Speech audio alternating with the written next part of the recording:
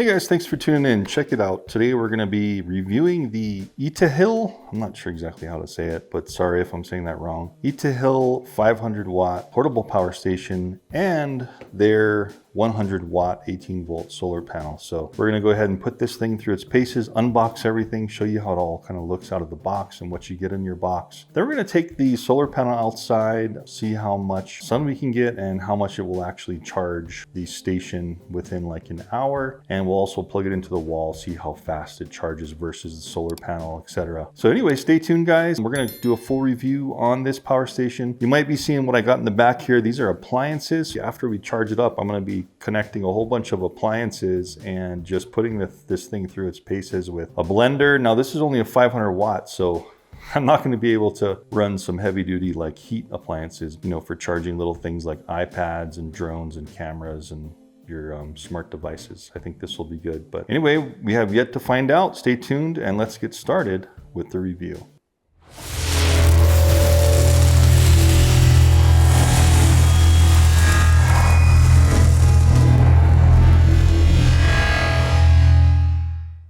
Okay, so first things first, let's unbox the main power station just to look at the box real quick. This is it here, 500 watt. We're gonna see how it looks when it comes out. Here's some specs if you wanted to kind of pause it or whatever, just real quick. You know, it's called the ITEHIL 500. It's only a 500 watt. Doesn't say what, like it has a peak wattage. You know, sometimes if you kick on an appliance, it doesn't say here what it would peak out at. Maybe it'll say that in the instruction manual, but this is kind of how it looks. And then the accessories included, you get the house charger, mobile charger, and it looks like the solar power charger. So anyway, let's just get it out here and see how it looks. All right. Ooh, cool. Already kind of liking this because it's got a really nice accessory case. That's really cool. Look at this. It's like a semi-hard, really well done case. Kind of like the case where some of those mini drones are coming with, right? That I reviewed, those mini FPV drones. There's our solar cables. This is our instruction manual and probably warranty card. Cool. And then we have our lighter adapter to charge it from your car while you're driving. Might as well, right? We have a wall plug here to charge it off the wall. Oh, cool. So if you do want to power things that only have a lighter adapter, you can go ahead and power things like so, or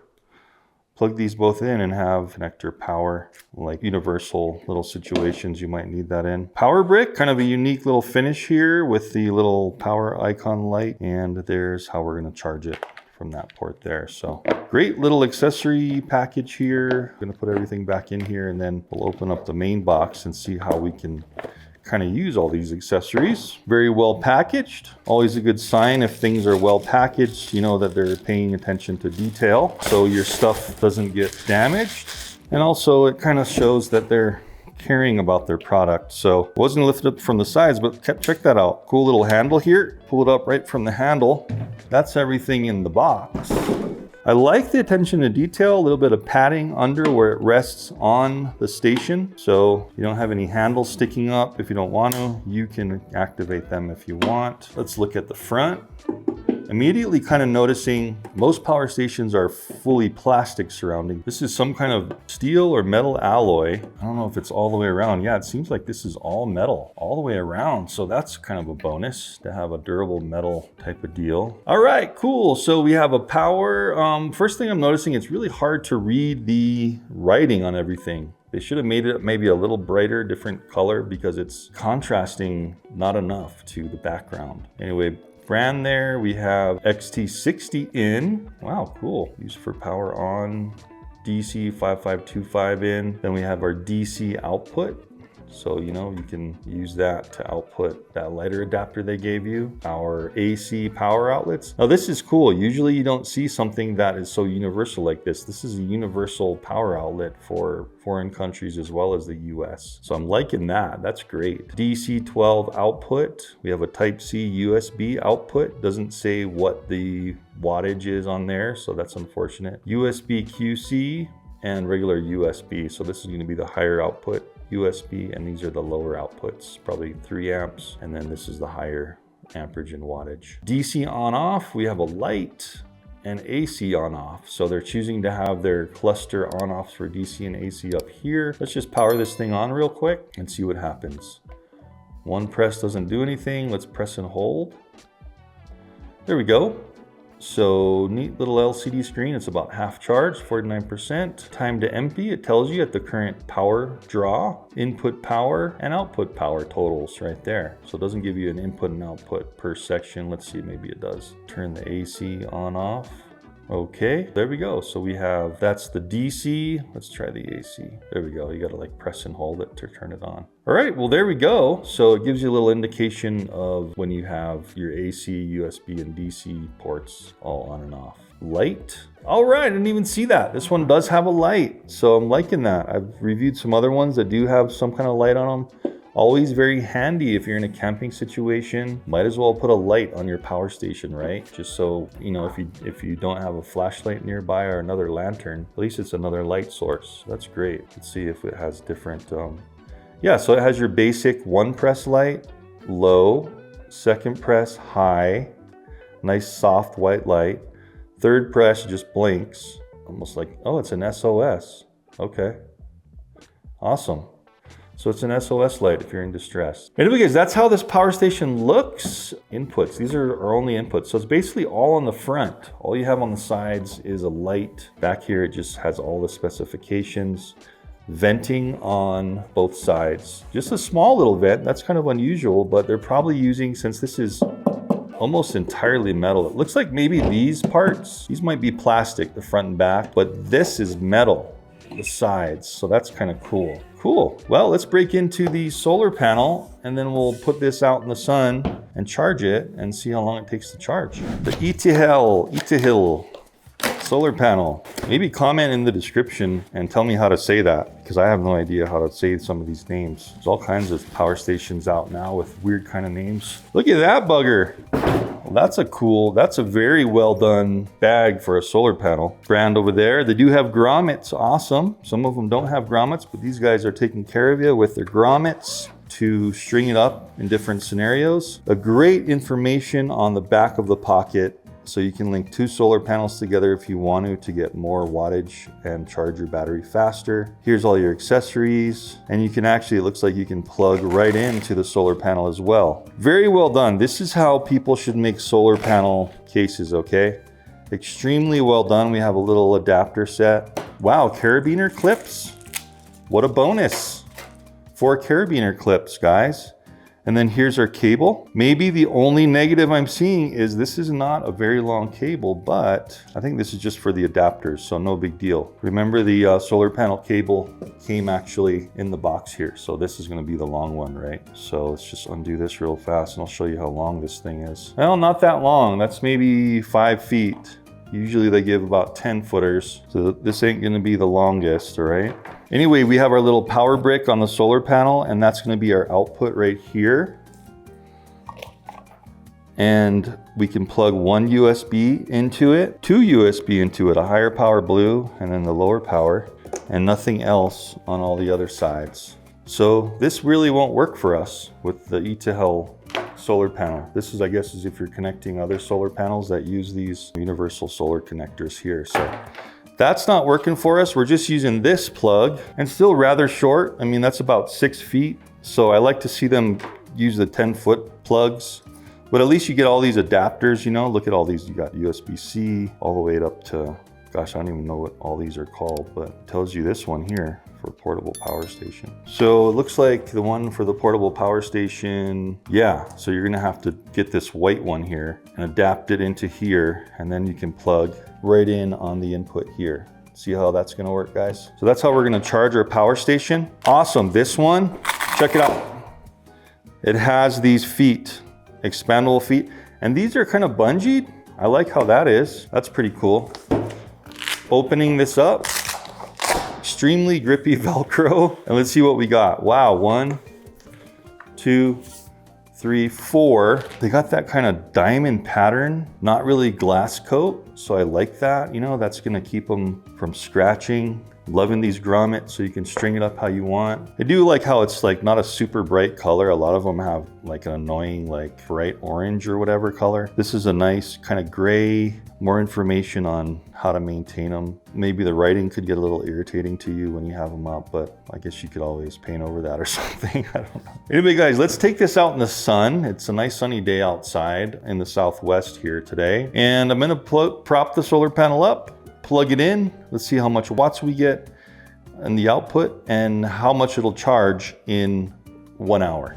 Okay guys, so I got a nice bit of sun out here. It's maybe around midday over here in the Southwest. So the sun angle is gonna be perfect right now. I'm just gonna kind of go off of the balcony here, or sorry, the porch, whatever you call it. And you can see the sun is straight there. So it's just about noon. Let's set this thing up.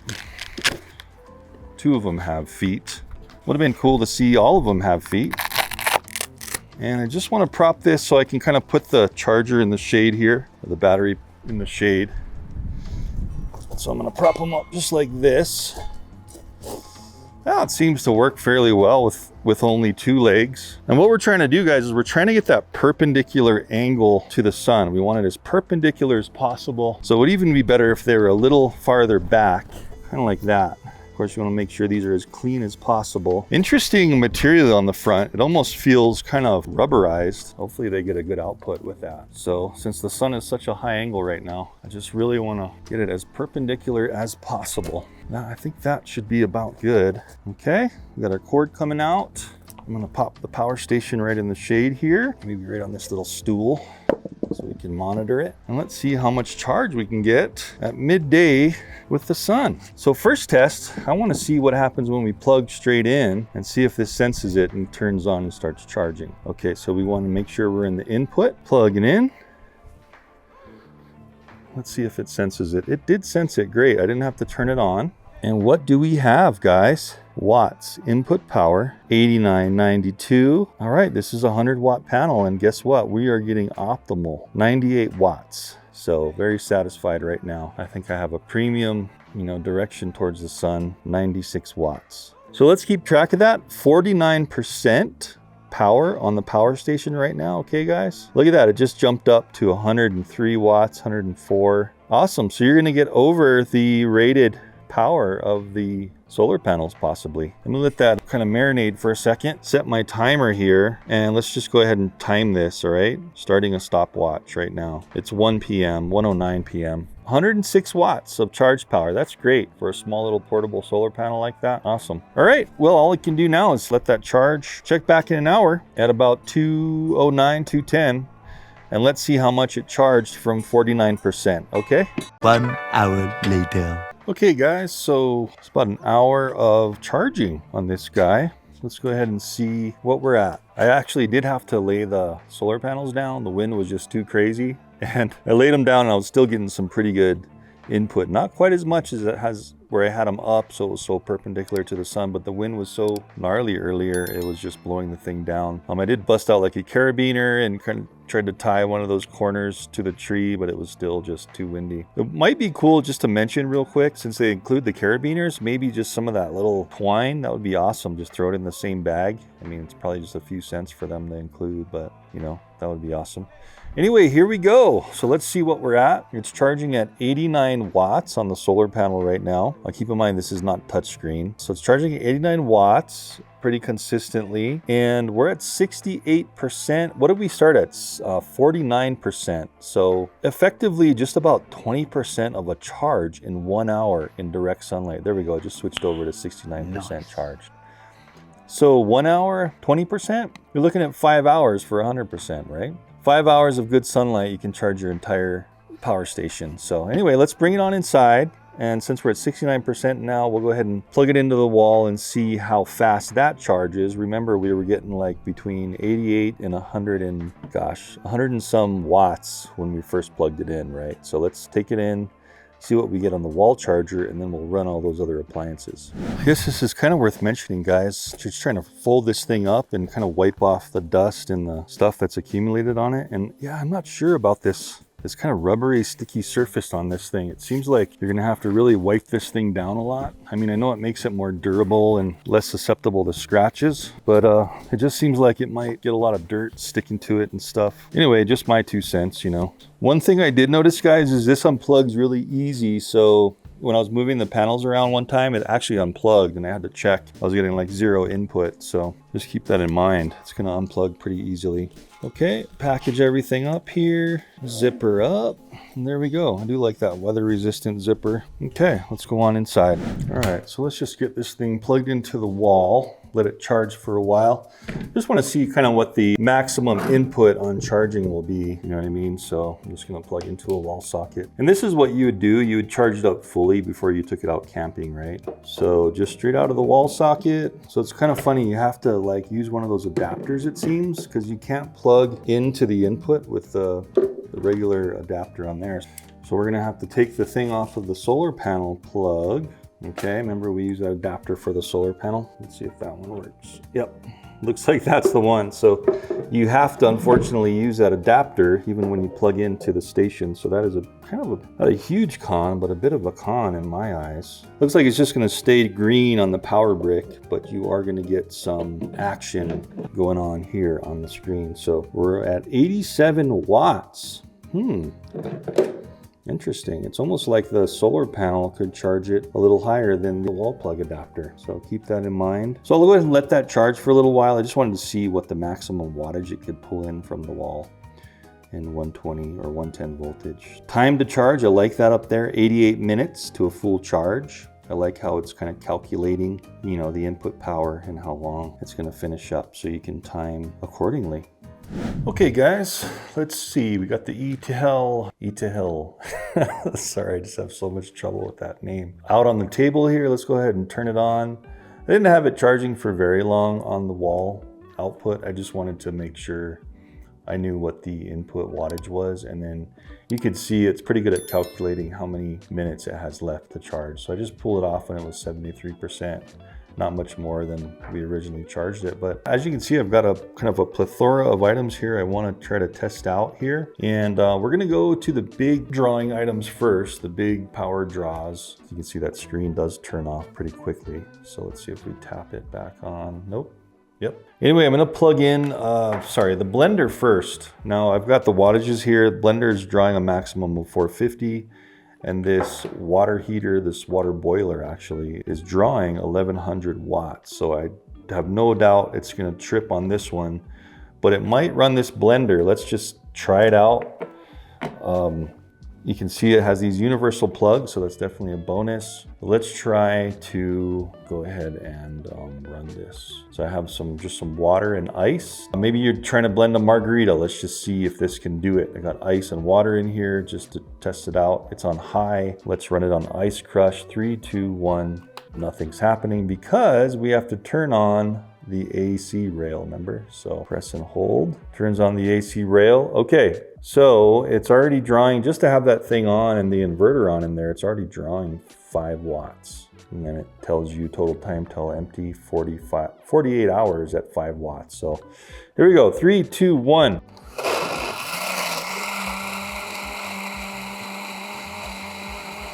All right, it's doing it. Looks like it might have hit close to 400 watts there, 300 something, and then it kind of went down to 200 or so.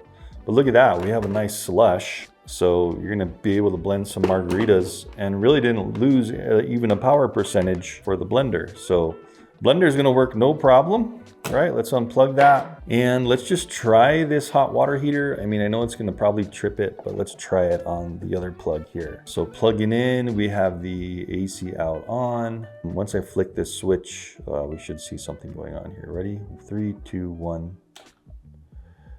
It's trying to do it. Holy smokes. Okay, it tripped. So it tried, it was climbing in wattage. You can see that output there. The blue light went on and then it just tripped. So I'm gonna turn that back off. And you can see the AC out is blinking. So that, I guess that means there's an error. So if we tap it to turn it off, remember we gotta tap and hold to turn the AC on.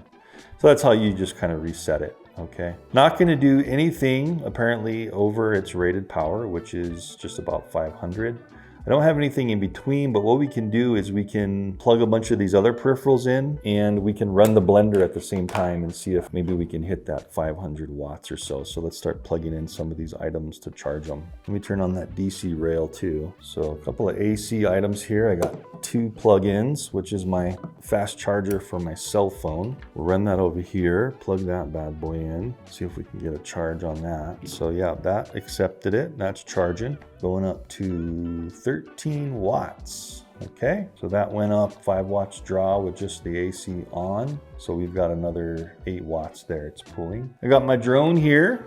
Plug in here. This thing just basically plugs in on the top. This is already pretty much charged, so I'm not sure if that's going to be much more of an output. There we go. We're going up to 15 watts. Okay, so that's using both of the power plugs, the AC plugs. Let's plug in the iPad. So with the iPad, we'll use the blue USB port, which is a higher output, right? So let's run that one over here, plug the iPad in. All right, accepted that, 87% charged. We're now drawing around 30 watts or so. Okay, I got the Skydio controller. Grab another USB, plug into the lower power, and let's charge this controller. There we go, the beacon, that's what this one's called. We're up to 33 watts. We want to use another USB port. So we'll plug into the last USB-A, and I'm just gonna charge my Osmo Action 1 camera. Got a little red on the screen there, or on the LED light, that means it's charging. We're up to 34 watts, that's only charging at like a watt. And I have no more ports except for the Type-C and this DC 12 volt out. So plug in to the Type-C. Let's plug into this real fast. Let's charge my other camera. Boom. Hey, it's charging. See that little green thing blinking? So that is charging. We're up at 38 watts. So I'll tell you what I'm gonna do. Since the Skydio uses more wattage, I'm gonna unplug my phone and I'm gonna plug this blender in. And let's try to run the blender while we're drawing 33 watts. Charge all these things and run this. 3, 2, 1. Yep. Not a problem.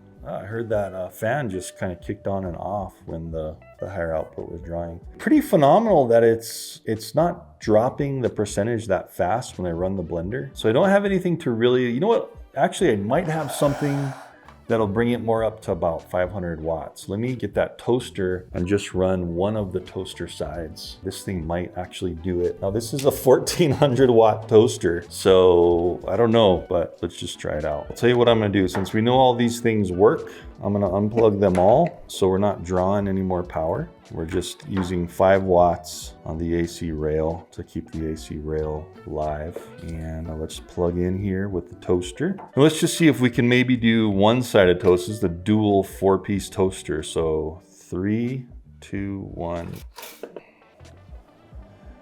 Holy smokes, 580, 90 watts. It's doing it. Let's see how long it can do it. Yep, that's drawing heat. That's heating up. Oh, it tripped. Maybe after 10 seconds of over 500, it tripped it. So that's kind of what you can expect. And then the same thing, right? You have to press the AC and then hold it again to power it back on, and that resets it. So good enough for me to know what you can and can't run on this thing. You can run up to a 500 watt device. You can charge all your little knickknacks, no problem. Lower power devices and medium power devices. It's just that when you get started with heating elements, this 500 watt has an issue, at least with the ones I have here. Let's do a little bit of a pros and cons, okay? A pro, I like the metal durable construction. Another pro would be, it does have a pretty good assortment of ports, at least USB ports. Another big pro in my mind is the universal AC outlets, where it does do several different countries. Maybe not a whole lot, but you know, a few. Another pro as well as a con, like I was mentioning before, was this a little adapter where this is the thing that you plug in from your power station to your solar. And it seems like you have to, plug this in even to charge it from your wall as well. Remember, you have to use this adapter. So that's a little bit of a con, to be juggling adapters around, to be charging it just straight from your wall, because the regular adapter it comes with wouldn't even plug in to here, the regular wall plug. So that is a little bit of a con in my mind. It is definitely a pro that it has this light. Some of them don't have light, so that's, I'm liking that light ability to have that there just in case you need some extra light. I do kind of like the compact design where you don't really see the handles unless you need them. So that's a bonus there. I gotta say the solar panel was pretty impressive, It basically did everything it was supposed to. The only con, remember, like I was mentioning, is maybe they could include a little bit of twine, just a little bit of twine there so you can go ahead and tie down. I mean, they already include the carabiner clips. So I'm being kind of picky, but that would have really been nice if they would have included. But otherwise, it's a pretty efficient solar panel. I like how efficient it is. Remember, we were getting over its rated power in the direct sunlight. So, we were getting over 100 watts on this panel when it was super efficient, faced directly at the sun in the right direction. It was just a little bit too windy outside, so I had to lay it down. And charging this guy, it was just around 20% in 1 hour. So you're gonna get 5 hours with the solar charger. So, you're camping or whatever, leave this thing out all day, you'll have power all night, or, sufficient amount. And then you can also make margaritas in the morning if you bring a blender along with you, and charge all your lower power stuff with no problem whatsoever. Light, of course, again, was a bonus. Anyway, guys, I hope you enjoyed that review of the 500 ITEHIL. ITEHIL? I don't know how to say it. You tell me, leave a comment down in the description down below. And also check the link down below on where you can get this and the different power situations they have, the different solar panel setups. You can get a dual solar panel and plug 2 in, just like it shows here on the actual solar panel. You can actually plug 2 100 watts in and get a more charge capacity into there. I'm not sure how much the unit can take of charging, but it seemed to take over 100 watts when we had the one plugged in, and it only was charging at like 80 something watts from the wall power. So anyway, that's my review. I hope you guys enjoyed it, and we will see you in the next one. Thanks for watching.